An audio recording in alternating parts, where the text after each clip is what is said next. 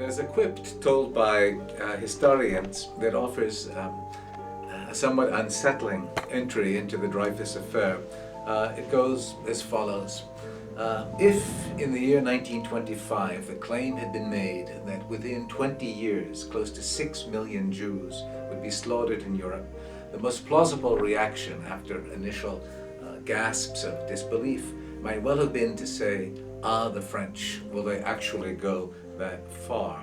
Now, the serious point behind that somewhat sinister joke is that the Dreyfus affair, which saw violent anti-Semitic demonstrations in every major French city in 1898, and which saw a stylish criminal named Jules Guérin, who was the head of an organization called the Anti-Semitic League, saw him attempt a coup d'etat against the Third Republic. The Dreyfus affair, as the philosopher Hannah Arendt put it, can be regarded as a huge dress rehearsal for the Nazi genocide of the Jews.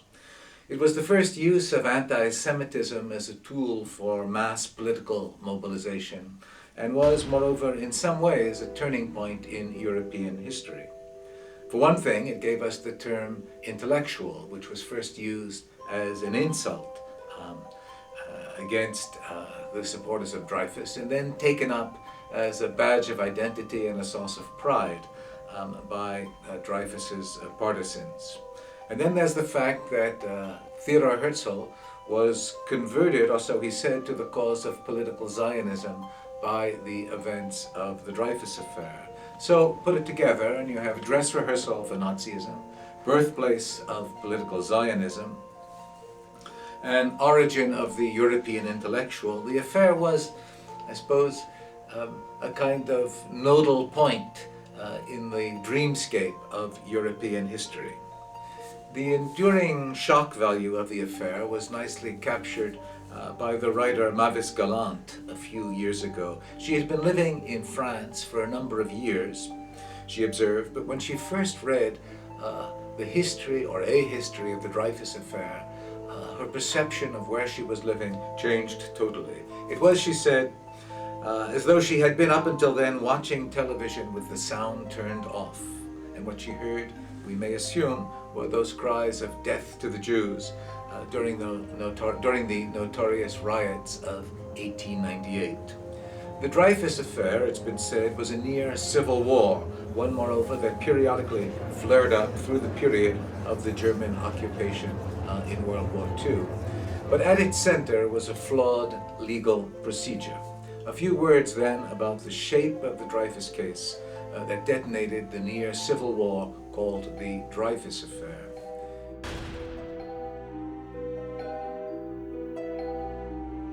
In October 1894, the French army, under pressure to identify the author of a memorandum known as the Bordereau, offering military secrets to the German military attaché in Paris, the French army arrested Captain Alfred Dreyfus, an Alsatian Jew for whom the High Command had, it should be said, little affection.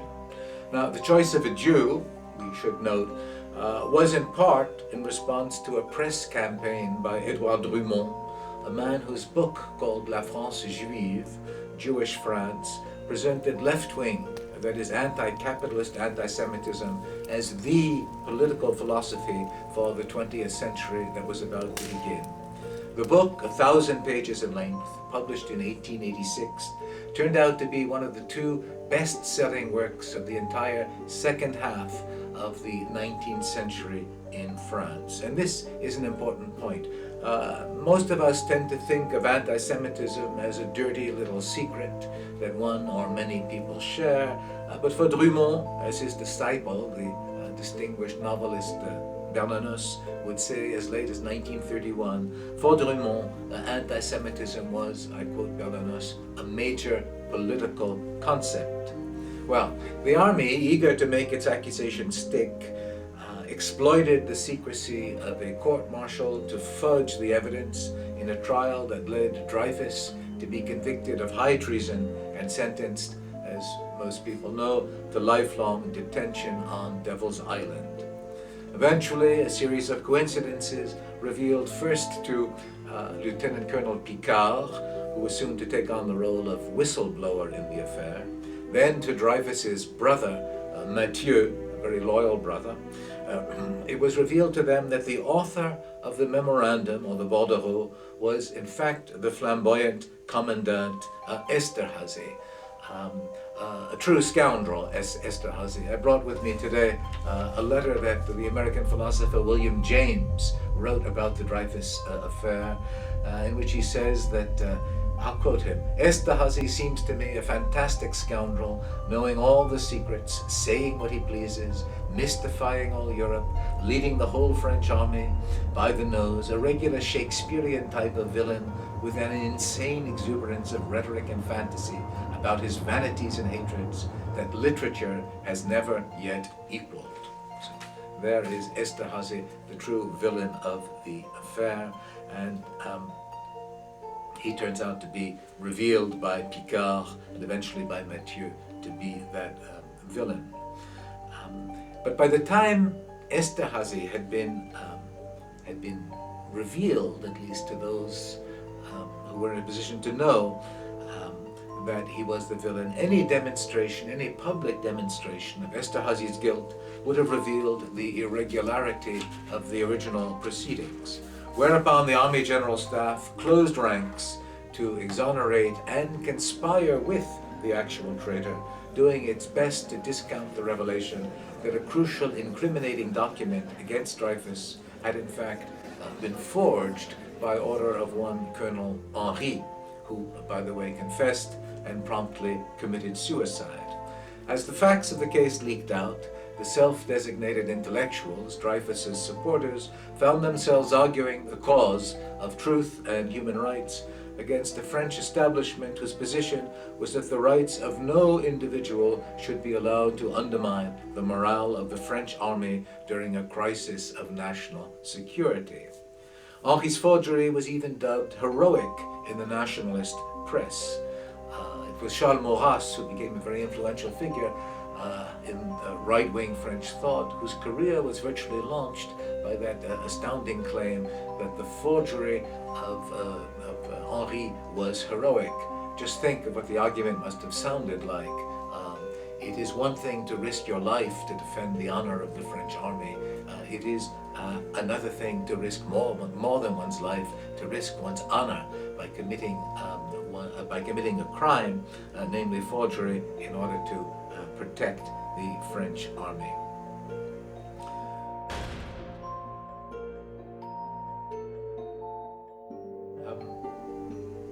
Eventually, the case was retried in the provincial city of Rennes in 1899. Dreyfus, who had been kept in solitary confinement for more than 4 years on Devil's Island, who knew virtually nothing about the affair that bore his name, who was racked with malaria, with dysentery, God knows with what else, and who, out of pride, had propped up his stature during his court appearances with unconvincing shoulder pads. Dreyfus proved an altogether unimpressive witness and was again found guilty, albeit with extenuating circumstances. I suppose that the extenuating circumstances were that he was in fact innocent. The pathos of his plight was that throughout his ordeal he retained his love of France, the country, it should not be forgotten, that under Napoleon had emancipated the Jews of Europe, even as he, Dreyfus, had retained his love of the army. That is, his confidence in the very people who were building the fraudulent case against him. Perhaps I can add or improvise a personal note here. A few weeks ago, I guess it was in the month of February, we're in 2008 now, I was lucky enough to have dinner with the grandson, not the great-grandson, but with the grandson of Captain Dreyfus, who was Charles Dreyfus, who was 81 years old, and who knew his grandfather for 8 years. Dreyfus didn't die, of course, until 1935. And he mentioned what was for him the most poignant moment of the affair. And it was this. Before Dreyfus went off to Devil's Island, he had a meeting with the chief of the General Staff, whose name was General Boisdeffre. They had a good conversation. Dreyfus explained that he was innocent. The General Boisdeffre said he understood that he would do whatever he could to make things good for Dreyfus. Dreyfus then went off with total confidence. He went off to Devil's Island with total confidence in the goodwill of General Boisdeffre. And it was not until he came back for the second trial that in the middle of the trial, Boisdeffre took the stand and testified against Dreyfus. At which point, Dreyfus realized that Boisdeffre, in whom he had total trust, was not an honorable man who had failed to reverse or to correct a horrendous judicial error, namely the conviction against him, but that in fact he was one of the principal architects of the conspiracy against him. Back now to the events of the affair.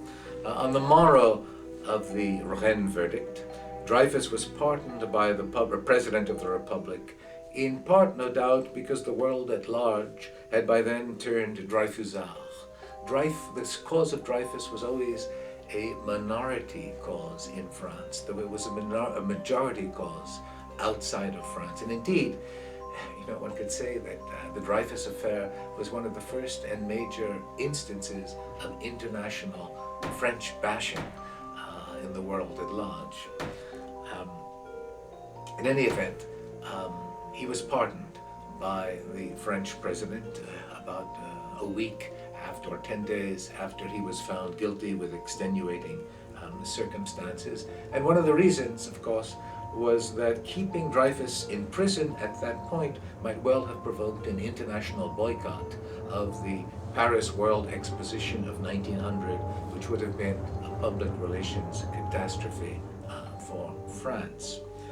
To benefit from the pardon, that is, to emerge from his juridical nightmare, however, and this was the final irony, Dreyfus would have had first to accept his guilt, which, to the chagrin of his supporters, he did.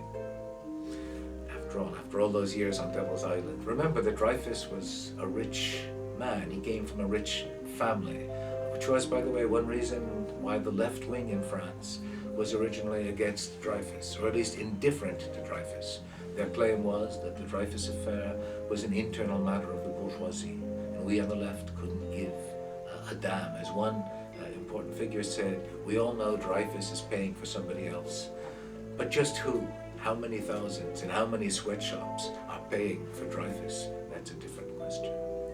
Eventually, the left switched under the leadership of people like Jean Jaurès. Well, anyway, here was Dreyfus, who accepted the pardon, who days after emerging from captivity could be seen on the boulevard, no doubt dining in the best restaurants in Paris. And the verdict on Dreyfus, who by then had become a little bit the anti-hero of the affair, was severe. I think it was Anatole France, the Dreyfusard writer, who said, "We would have given our lives for Dreyfus, but Dreyfus himself opted not to." Of course, had Dreyfus given his life, they would no longer have been a Dreyfus affair. Finally, in 1906, Dreyfus was officially rehabilitated. He was inducted into the Legion of Honor in the very courtyard in which he had been demoted, degraded, stripped of his gallants 11 years earlier. As for Esterhazy, he died in exile in London in 1923, trying to turn his role in the Dreyfus affair into a racket. I learned the other day that there has been an Israeli play produced recently with some success, whose subject is Esterhazy in London. It is called in Hebrew, Ani lo Dreyfus, I am no Dreyfus. That Esterhazy. By the way, on the story of Esterhazy, this Shakespearean scoundrel, as William James called him, there's no end of interesting material. For instance, let me add this. If in the years before the Dreyfus affair, you were a Jewish officer in the army who had been insulted by a professional anti-Semite, say Drummond in the press, the thing to do was to challenge your insulter to a duel. But that was difficult. You had to find someone to assist you, to serve as your second in a duel. not so easy, preferably a non-Jew to vouch for your honor. Well, it turned out that there was a man who set up a concession. He could be hired out to serve as a second for Jewish officers whose honor had been doubted in the press, questioned in the press, attacked in the press.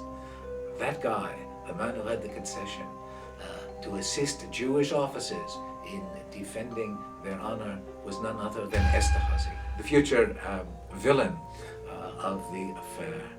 And by the way, the man who would get you in touch with Esterhazy, if you were the Jewish officer, how would you find him?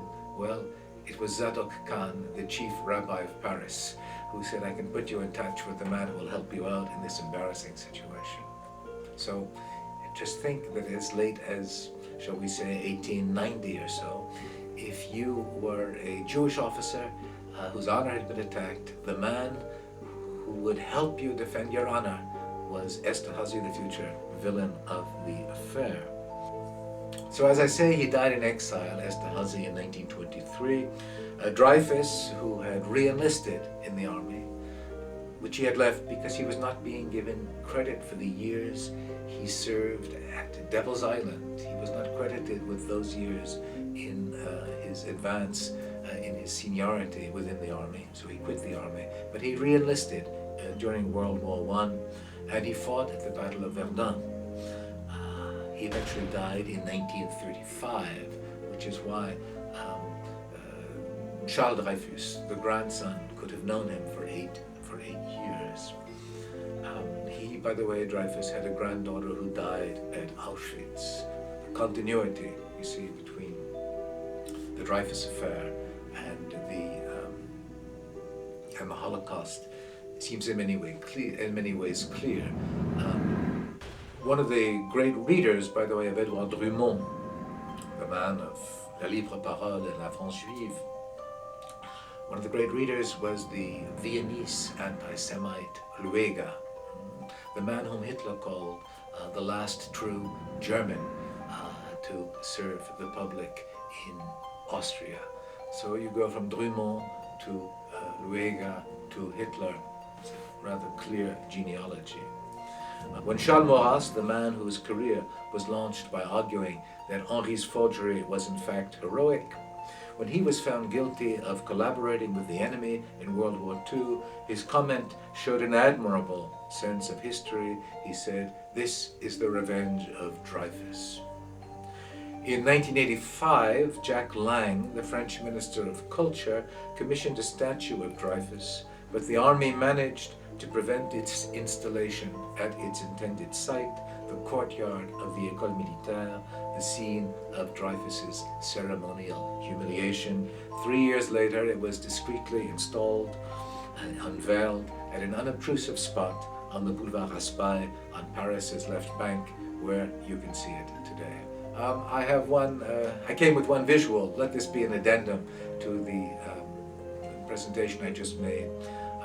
My colleague Jean-Max Gueux of Georgetown University, who joined me yesterday here at the University of Pennsylvania, arrived with a gift for me, strange gift. If you recall, I mentioned Jules Guérin, the leader of the Anti-Semitic League and the man who attempted a coup d'etat in 1899 against the French Republic. It was a failed coup d'etat. Jules Guérin's picture I bring with me right here. I called him a stylish criminal. He was a criminal type. You can see that a stylish mustache at his. You could get a postcard with a portrait of the leader of the Anti-Semitic League to send back to your friends in the provinces. I don't know what you can say. Here I am enjoying the anti-Semitic atmosphere in Paris. Wish you were here. I hear there's going to be a riot tomorrow. So just imagine what the atmosphere was like for the Jews of Paris in 1898, 1899. Thanks.